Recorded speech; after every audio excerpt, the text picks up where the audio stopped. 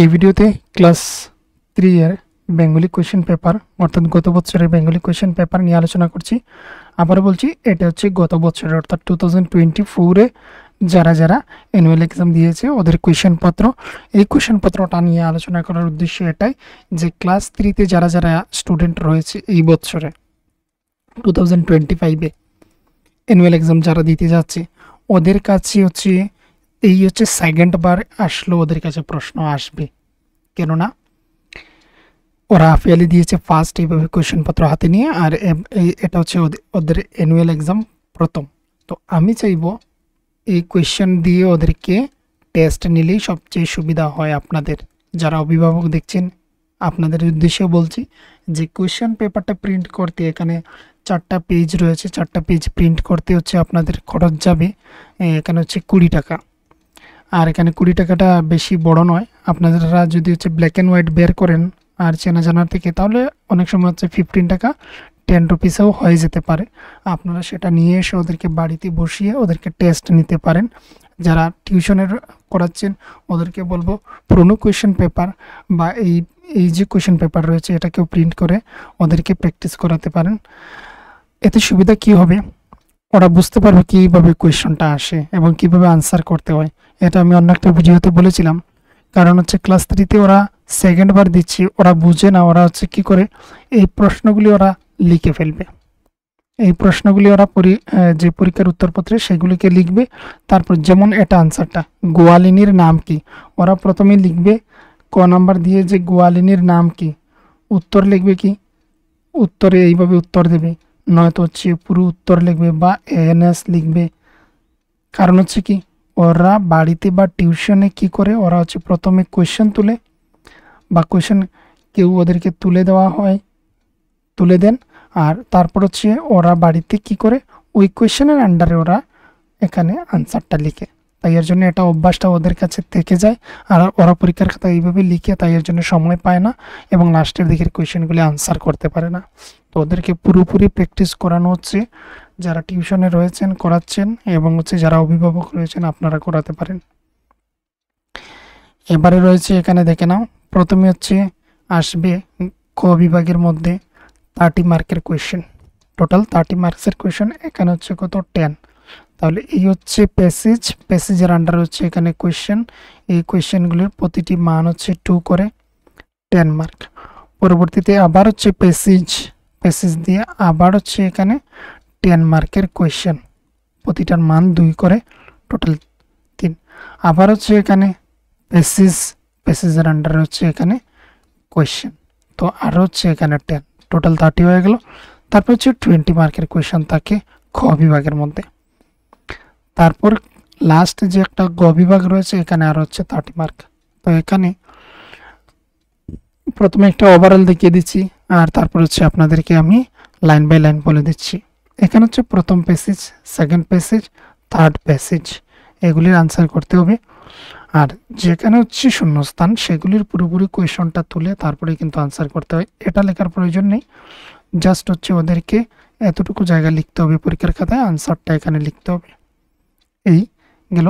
তারপর হচ্ছে খ বিভাগের মধ্যে যেটা দেখতে পাচ্ছি এখানে হচ্ছে বিপরীত শব্দ লিখো, 3টি রয়েছে, 3টির জন্য 1 করে 3 মার্ক, 1 করে মার্ক, 3টি কোয়েশন, তাই এর জন্য 3 মার্ক। এইসব বিষয়গুলি খুঁটিনাটি বিষয়গুলো স্টুডেন্টদেরকে বুঝিয়ে দেওয়াটা খুবই আমি মনে করি গুরুত্বপূর্ণ, তাহলে ওদের একটা আইডিয়া আসবে কোয়েশ্চেন পত্র সম্পর্কে।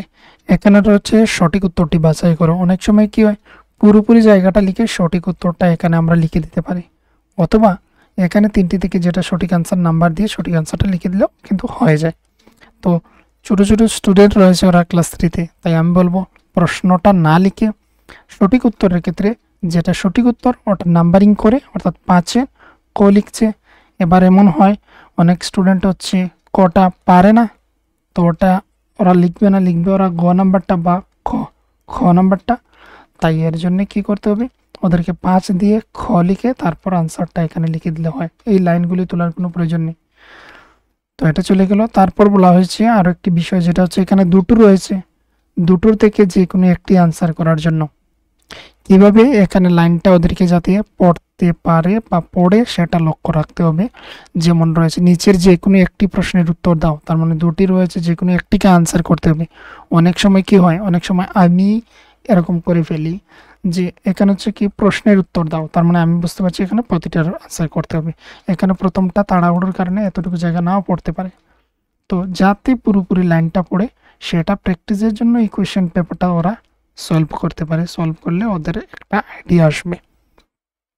লাইনটাকে এমনভাবে লেখা হয়েছে দেখে নাও যে এটাকে মানে খুব তাড়াতাড়ি যদি আমরা দেখে যাই তাহলে এখানে যে কোনো একটি যে প্রশ্নের উত্তর দাও সেটা কিন্তু বোঝা যাচ্ছে না। অনেক সময় কি হয়, ব্র্যাকেটের মধ্যে থাকে, সেটা কিন্তু অনেক সময় চৌকে পড়ে যায়।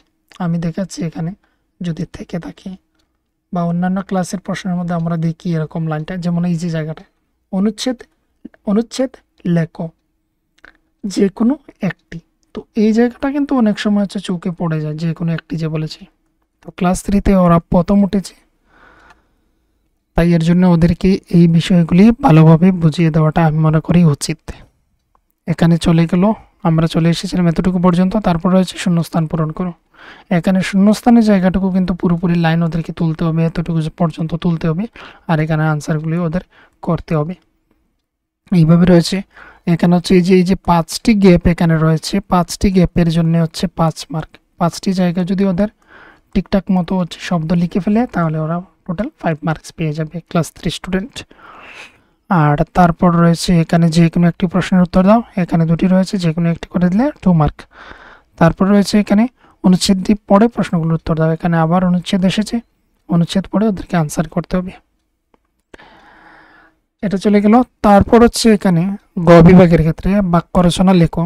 এখানে হচ্ছে যে কোনো একটি প্রশ্নের উত্তর দাও। এখানে হচ্ছে বাক্য রচনা এসেছিল, 3টি এসেছিল। প্রতি বছরই আসবে এইভাবেই, কিন্তু সেম তো আর আসবে না, মানে আমি হচ্ছে প্যাটার্নটা বলছি, প্যাটার্নটা এই ধরনের আসে। তারপর রয়েছে এখানে যে কোনো একটি, এখানে দুটি অপশন, দুটি থেকে যে কোনো একটি আনসারদেরকে করতে হয়। তারপর হচ্ছে যে কোনো একটি প্রশ্নের উত্তর দাও, 5 1 5, 5টি, এখানে দুটি রয়েছে, তার থেকে যে কোনো একটি আনসার করতে হয় স্টুডেন্টদের। তারপরে হচ্ছে মেলানো, এখানে হচ্ছে 3 মার্ক, এটা 3টি যদি ওরা মিলাতে পারে তাহলে হচ্ছে 3 মার্ক। আবার হচ্ছে যে কোনো একটি প্রশ্নের উত্তর দাও, 3 একে 3, এখানে 3 মার্কের কোয়েশ্চেন, দুটি অপশন দেওয়া রয়েছে।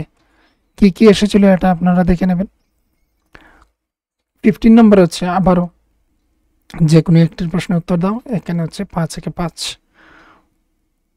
তারপর রয়েছে এখানে 16 নাম্বার অনুযায়ী কিন্তু অথবা দেওয়া রয়েছে। বর্ণ কাকে বলে উদাহরণ দাও, অথবা হচ্ছে আপনি বাক্য কাকে বলে উদাহরণ দাও, এটা আনসার করতে পারেন। এখানের মধ্যে অপশন দেওয়া রয়েছে স্টুডেন্টদের। তো স্টুডেন্টদেরকে এখানে বাক্য এবং বর্ণ এই দুটি অপশন দেওয়া রয়েছে মনে হয় এই বছরের সিলেবাসের মধ্যে ব্যাকরণের মধ্যে যে বর্ণ আর বাক্যগুলি বলে যে দেওয়া রয়েছে, এগুলি যদি ওরা শিখে তাহলে এখানে কিন্তু 3 মার্কসের কোয়েশ্চেন সলভ করতে পারলো এবং 3 নম্বর পেয়ে যাবে। এগুলি আসবে, আমি বলে দিয়েছিলাম সিলেবাসের যখন সময় করেছিলাম, তখন আমি বলে দিয়েছি কোন কোন টপিকগুলো খুবই ইম্পর্ট্যান্ট। তারপর রয়েছে যে কোনো একটি অনুচ্ছেদ লেখার জন্য, স্বাধীনতা দিবস, মাদার টেরেসা। তো এখানে 5 নাম্বার রয়েছে। 5 নাম্বারের জন্য ওদেরকে 50 থেকে 60 ওয়ার্ডের মধ্যে মানে পুরোপুরি অনুচ্ছেদটা লিখতে হবে। এবার ক্লাস 3 জন্য আমার মনে হচ্ছে না 50 থেকে 60, আরও কম হবে। 40 থেকে ওরা 50 যদি করে দেয় তাহলেও মানে ফুল নম্বর পেয়ে যাওয়ার কথা। 40 থেকে 50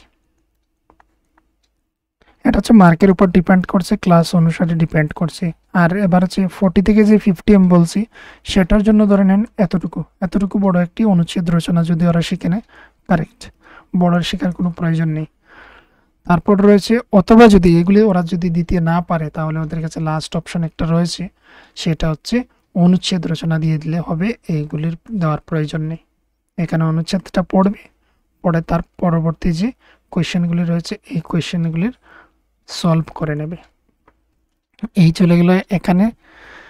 আর হচ্ছে আরও একটা বিষয় যেটা বলার কথা ছিল, যে আজ কতদিন থেকে হচ্ছে হয়ে যাবে 10-12 দিন থেকে আপনারা যেভাবে আমাকে সাপোর্ট করে যাচ্ছেন, এইভাবে যদি 10-12 দিন থেকে আপনারা যেভাবে সাপোর্ট করছেন এইভাবে যদি আপনারা সারা বছর সাপোর্ট করে যান, তাহলে আমি চেষ্টা করব পরবর্তী সময় আরও ভালো ভালো ক্লাস নিয়ে আসার জন্য। তো এইভাবেই সাপোর্ট করে যান। আর যা লাগে আপনারা হচ্ছে কমেন্টে জানাতে পারেন, অথবা হচ্ছে আমার হোয়াটসঅ্যাপ নাম্বার রয়েছে 878798423838, এই নম্বরটা। আর রয়েছে আমাদের ফেসবুক গ্রুপ, হোয়াটসঅ্যাপ গ্রুপ, সেগুলোতে জয়েন হতে পারেন। জয়েন যদি হয়ে যান তাহলে এটাই হচ্ছে সুবিধা আপনার। আপনি যদি হোয়াটসঅ্যাপ গ্রুপে জয়েন হয়ে যান তাহলে হচ্ছে আপনি যখনই যা বলবেন সেখানে হোয়াটসঅ্যাপ গ্রুপের কোনো না কোনো মেম্বার আপনাকে হেল্প করতে পারে। আমি এটা খুলে রেখেছি কারণ হচ্ছে একে অপরকে সাহায্য করব আমরা। এবং হচ্ছে ফেসবুকের মধ্যেও সেম, ফেসবুকের গ্রুপের নামও রয়েছে Tripura school classes class 1 to 12 বলে একটা গ্রুপ রয়েছে, সেই গ্রুপে জয়েন হতে পারেন। সেই গ্রুপে জয়েন হলেও সেম, আপনারা আপনি পোস্ট করলেন, সেটার আন্ডারে অন্য কেউ যদি তার যদি সেটা জানা থাকে তাহলে অবশ্যই সেটা কমেন্টে জানাবে। তো এর জন্যই সেইগুলি খুলে রেখেছি, আপনারা সেগুলিতে জয়েন হতে পারেন। এবং এইভাবেই যেভাবে আজ কদিন থেকে আপনারা সাপোর্ট করছেন এভাবে যদি করে যান তাহলে নেক্সটে আরও ভালো ক্লাস নিয়ে আসতে পারবো, এটা আমার বিশ্বাস রয়েছে। তো এই হচ্ছে এখানে আমাদের ক্লাস 3 বাংলা কোয়েশ্চেন পেপারটা। যা যা এসেছিল এখানে গোয়ালিনীর নাম হীরা আর গাইটির নাম খুনি। এই যে পোর্শন থেকে এসেছে এটা, গোয়ালিনীর নাম কি? গোয়ালিনীর নাম ছিল হীরা। তারপরে হচ্ছে হীরা কোথায় দুধ বেচতে যায়। তো এখানে আনসার পড়ে দিলে আপনারা পেয়ে যাবেন যে হীরা দুধ বেচতে, আমি এখানে হাইলাইট করে দিচ্ছি আপনাদেরকে, হীরা দুধ বেচতে চলে রায়গড়ের পাহাড় ভেঙে বর্গিরাজার কাছে। তাহলে এটা কোথায় যাচ্ছে? বর্গিরাজার কাছে। আপনি সঠিক বা একটি শর্ট অ্যান্সার হচ্ছে বর্গিরাজার কাছে। তারপর রয়েছে কি, রাজা কোন গায়ের দুধ খায়? এটা রয়েছে, এটা হচ্ছে খুনি গায়ের টাটকা দুধ রাজা খায়। এতটুকু আনসার হচ্ছে গ নাম্বারের, এটা চলে গেল।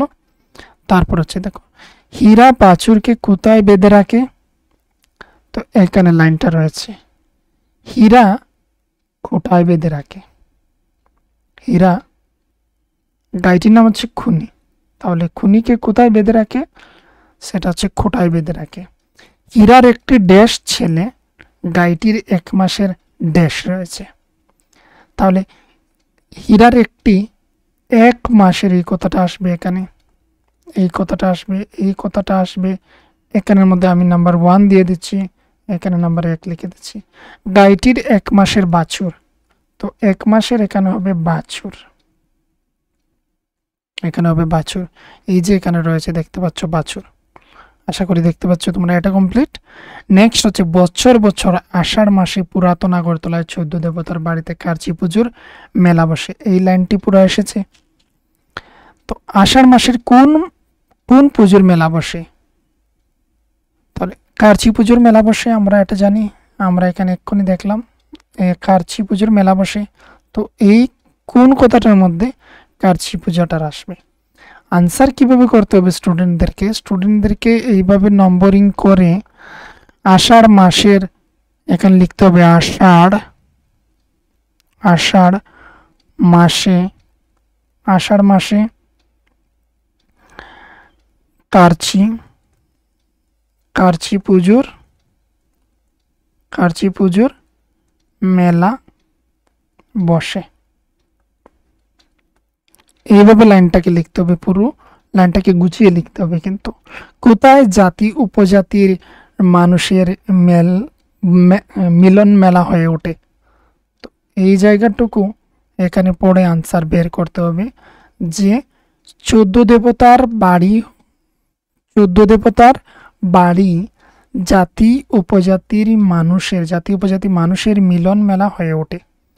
এই যে এখানে আমি মার্কিং করে রেখেছি, আপনারা দেখতে পাচ্ছেন আশা করি। আমি এখানের মধ্যে হচ্ছে ইয়েলো কালারটা নিয়ে দেখছি। এই যে জায়গাটুকু দেখতে পাচ্ছেন 14 দেবতার, ওই কোথায়ের জায়গাতে শুধুমাত্র হচ্ছে 14 দেবতার, আর 14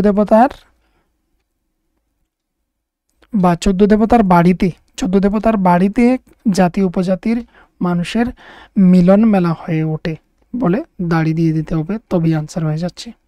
তারপর রয়েছে ত্রিপুরাকে। ত্রিপুরা রাজ্যের ত্রিপুর নামে এক অত্যাচারী রাজা ছিলেন। তার অত্যাচারে সহ্য করতে না পেরে প্রজারা শিবের কাছে প্রতিকার চাইলেন।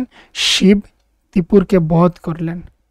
তো এখানে দেখো, এখানে ত্রিপুরাকে না বলে এখানে ত্রিপুর হওয়ার কথা ছিল আমার মনে হচ্ছে, আপনারা একটু দেখে নেবেন। তো এখানে ত্রিপুর কথাটা হওয়ার কথা ছিল, যে ত্রিপুরা রাজ্যের রাজা হচ্ছেন ত্রিপুর, এই কথাটা হবে। এখানে রয়ের আকারটা আমার মনে হচ্ছে না এখানে রয়ের আকারটা হবে, এখানে ত্রিপুর কথাটা আসবে। ত্রিপুর হচ্ছেন ত্রিপুরার অত্যাচারী রাজা। এতটুকু দিয়ে দিলে আমার মনে হচ্ছে কমপ্লিট হয়ে যাবে। এটা কমপ্লিট। কে ত্রিপুরকে বধ করলেন? শিব ত্রিপুরকে বধ করলেন। এখানে আনসারটা রয়েছে না, এই যে এই জায়গাতে আপনারা নিশ্চয়ই দেখতে পাচ্ছেন।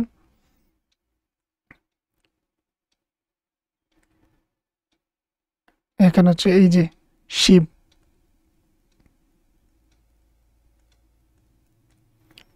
শিব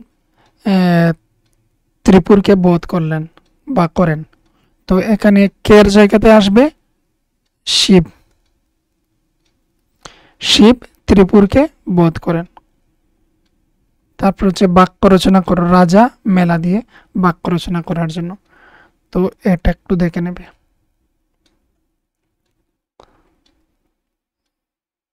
এগুলি চলে গেল।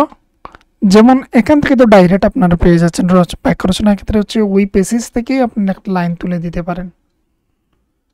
এখানে বলা হয়নি যে স্বরচিত বাক্য রচনা করো। স্বরচিত মানে হচ্ছে আপনাকে নিজে তৈরি করে লাইনটা দিতে হবে, এমন তো বলা হয়নি। তো আপনি হচ্ছে রাজা দিয়ে যেহেতু বাক্য রচনা হবে, তাহলে আপনি ত্রিপুর নামে এক অত্যাচারী রাজা ছিলেন এটা বলতে পারেন। ত্রিপুরা রাজ্যে এই লাইন থেকে এতটুকু পর্যন্ত বলে দিতে পারেন।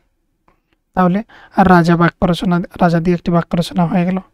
আর নেক্সট তারপরে কি ছিল? মেলা দিয়ে। মেলা দিয়ে কি আমরা লিখতে পারি? মেলা দিয়ে আমরা এখান থেকে যে 14 দেবতার বাড়িতে, এখান থেকে 14 দেবতার বাড়িতে 14 দেবতার বাড়িতে কার্চি পুজোর মেলা বসে, এই লাইনটা তুলে দিলেই হয়ে যাবে এখানে ডাইরেক্ট। কেননা ক্লাস 3-তে আপনারা হচ্ছে অবশ্যই ক্লাস 3 স্টুডেন্ট যারা রয়েছে তাদের হচ্ছে কি ক্লাস 3 স্টুডেন্টরা ডাইরেক্ট এইভাবে বানিয়ে একটা লাইন বলাটা ওদের পক্ষে বানান টানান সবের ক্ষেত্রে সমস্যা হবে। তাই এর জন্য পেসিস থেকে লাইনটা তুলে দিলে বানানের তো সমস্যা হবে না, এই বাক্য রচনাগুলি করতে পারবে। নেক্সট আসলো কি? নেক্সট আসলো অপর একটা অনুচ্ছেদ। এই অনুচ্ছেদের আনসার কি? আমি বলছি কি এই কোয়েশনগুলি বলে দেওয়ার কারণটাই হচ্ছে ওদেরকে প্র্যাকটিসের জন্য। এমন নয় যে 2025-এর অ্যানুয়ালে এখান থেকে কোয়েশন আসবে, অনেকে আমাকে কমেন্ট করে। তো অবশ্যই হচ্ছে কি সেম কোয়েশন আসবে না, আমি ধরনটা শুধুমাত্র বলছি যে কিভাবে আনসার করতে হবে, কিভাবে দেখতে হবে সেটা। তো ক্লাস 3 স্টুডেন্টদের ক্ষেত্রে হচ্ছে রিডিংটা তো খুবই জরুরি, রিডিং খুবই জরুরি। রিডিং অনেক স্টুডেন্ট হচ্ছে ক্লাস 5-এ 6-এ ওঠে, ওদের হচ্ছে রিডিং ক্লিয়ার নয়, যার জন্য হচ্ছে কি ওদের কিন্তু পেসিস পড়ে আনসার করার সমস্যা হয়ে যাবে। তো প্রথমত ওদেরকে ক্লাস 3-তে প্রথম কাজ হচ্ছে ওদেরকে রিডিং ক্লিয়ার করা, তারপর হচ্ছে এইভাবে মানে পরীক্ষা হওয়া তাদের, মানে বাড়িঘরের কথাটা আমি বলছি। তো এই চলে গেলে এখানে এটার আনসার পড়ে এখানে আনসার করার জন্য। আর তো বাকি যা কিছু রয়েছে এগুলো হচ্ছে টেক্সট বুকের কোয়েশ্চেন এইগুলি। এখানে রয়েছে পাড়াতেই বাস রামরতন বসুর, কাদের পাড়ার কথা বলা হয়েছে। তারপর হচ্ছে মোষ এবার বস মানলো, এখানে হচ্ছে মোষ কিভাবে বস মানলো, এই হচ্ছে একটা কোয়েশ্চেন। এই কোয়েশ্চেনগুলি এসেছিল। তো কীভাবে কোয়েশ্চেনগুলি এসেছিল, কোথা থেকে আসে সেটা একটু লক্ষ্য রাখবে। ধনীরা কিভাবে জীবন কাটায়, কেষ্ট পিসি কিভাবে গান গাইতো, এই হচ্ছে কোয়েশ্চেন। তারপর হচ্ছে এখানে আবার কেনাকাটা সেরে পুজো দিয়ে যে যার ঘরে ফিরে যায়, এই একটি কোয়েশ্চেন। এখানে মানুষ কোথায় কেনাকাটা করে, কি কেনাকাটা করে। তারপর রয়েছে এই ভালোবাসাই আমাদের দেশকেও ভালোবাসতে শিখিয়েছে। তারপর হচ্ছে কার লেখা গদ্যের অংশে এটি কোন ভালোবাসার কথা বলা হয়েছে, এই ছিল কোয়েশ্চেন।